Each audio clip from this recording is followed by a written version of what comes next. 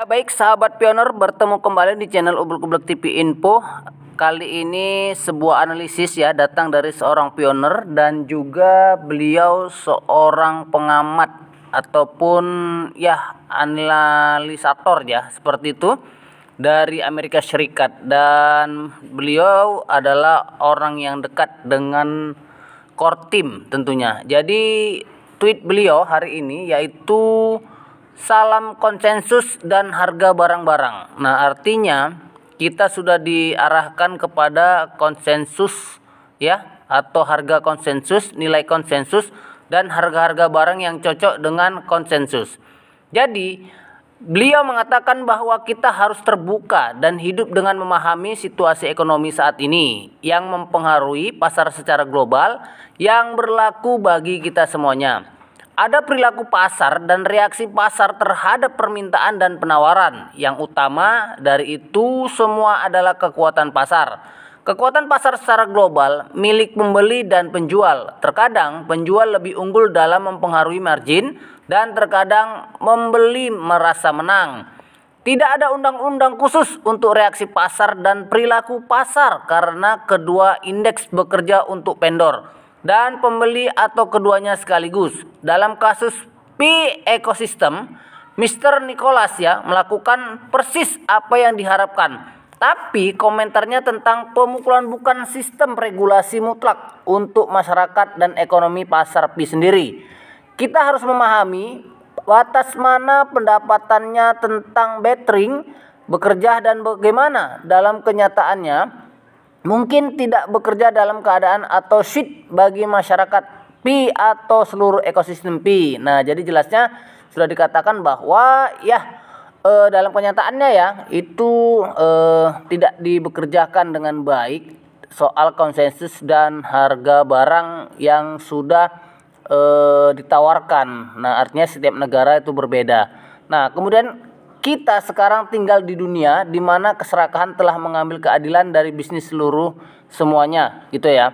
Nah, jadi banyak sekali vendor-vendor yang serakah, yang tidak memikirkan bagaimana membuat P ini berjalan dengan ya jalan yang benar-benar murni ya, yang disamakan dengan orang lain.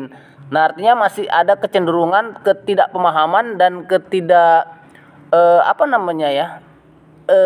keinginan ya, dan memahamilah seperti itu bahwa Pi akan menjadikan kita hidup yang lebih baik. Jadi belum ada yang paham dan peduli kepada Pi dengan bentuk seperti itu. Jadi mereka yang menunjukkan keserakahan tersebut atau kerakusan tersebut dalam bisnis akan memberitahu bahwa ini tentang ya pengambilan Pi ya, penseroan Pi atau pemukulan Pi lah, artinya dengan banyak-banyak mengambil. Berapa banyak yang ingin dijual dan berapa banyak yang ingin dibayar itu tidak setara dengan apa yang dilakukan pada konsensus.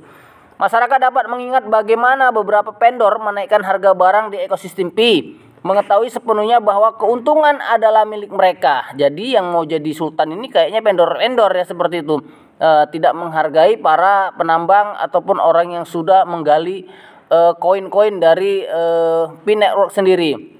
Harga barang yang dapat dibeli secara adil di pasar konvensional menjadi tidak menentu dan melejit di ekosistem Pi karena mereka yang ingin memanfaatkan barter yang sebagai kesempatan untuk menikmati mata uang kripto komunitas dan ambil sebanyak-banyaknya dari mereka melalui barter. Nah, jadi apakah Tuan Nicholas ya merawat keserakahan logis di balik barter? Jawabannya adalah tidak. Nicholas tidak pernah menyetujui keserakahan tersebut yang dilakukan oleh vendor-vendor yang tidak di dalam marketplace hackathon seperti itu. Nah, jadi tidak dapat terus mengutip sistem yang dapat membuat seluruh komunitas gagal. Pertahankan sebagian besar Pi mereka. Kerja keras yang bertahun-tahun ya teman-teman, dan menyerahkan mereka dengan ya orang-orang yang menghancurkan tentunya, dan kemudian merusak ya, menuai di komunitas Pi ini melalui barang dan jasa, dan mereka merampas koin Pi yang tidak baik tentunya seperti itu. Jadi apakah adil pada pionir atau masyarakat secara besar? Tentunya adalah tidak. Kata barter itu tidak salah digunakan oleh Pak Nicholas ya, benar digunakan tetapi tidak benar diterapkan di masyarakat melalui ekonomi Pi. berkelanjutan oleh vendor. Inilah mengapa lebih banyak penipis naik dalam beberapa bulan untuk melakukan pembiayaan melalui konsensus. Jadi kita bersyukur ya, kita harus berterima kasih kepada mereka yang mendorong kampanye konsensus untuk mendapatkan dukungan untuk mempengaruhi kekuatan pasar. Adaptif alami untuk neutralize rise ya.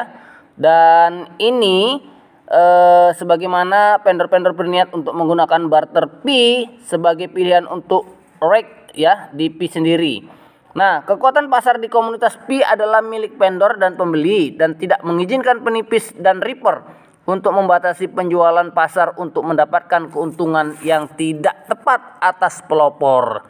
Nah, jadi jelas ini kenyataan ya teman-teman. Tidak ada hal yang tidak mungkin pada saat ini karena semua ini adalah kenyataan bagaimana vendor-vendor meraup yang namanya koin-koin kita itu dengan sesuka hati ya, walaupun komunitas di setiap negara itu berbeda. Tetapi harapannya Nikola sendiri ya itu adalah sama, yang mana nanti saat open mainnet akan disatukan harga yang bersamaan. Nah, jadi kita harus melindungi ya teman-teman, melindungi sesama pioner tentunya. Karena apa? Karena ya ini rata-rata mereka akan menerima semua malpraktik ini dan dari efek negatif ekosistem fee tersebut. Jadi kita sampaikan kepada teman-teman jangan sampai koinnya ya dibuang-buang dan dengan nilai yang tidak masuk akal. Jadi mereka yang ya contohnya memiliki Bitcoin selama 10 tahun ya, hari ini pasti mereka menuai hasil yang luar biasa. Nah, kemudian Pi juga seperti itu. Pioner harus menunjukkan tujuan retensi untuk waktu yang lebih lama dari 10 tahun. Jangan pernah mengizinkan kotak penjual Anda hanya untuk barang yang dapat merusak tawaran atau dicuri. Pi adalah koin legacy dan akan tetap ya. Ya, jadi konsensus mungkin tidak dalam pikiran Mr. Nikola sendiri. Tapi untuk pelopor nampaknya konsensus menguntungkan masyarakat di komunitas Pi.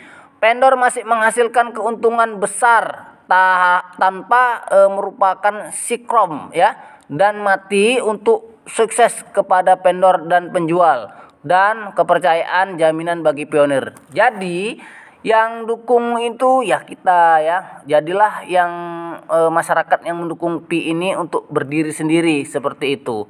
Nah, jadi jelas sekali teman-teman bahwa ini merupakan hal yang harus kita taati dan patuhi, dan ya ini adalah hal yang paling sempurna tentunya kalau kita mengikuti aturan dari Pi sendiri. Oke teman-teman, mudah-mudahan ini bermanfaat buat kita semua dan sampai bertemu kembali di video saya selanjutnya. Salam petir, jeder jeder jeder jeder.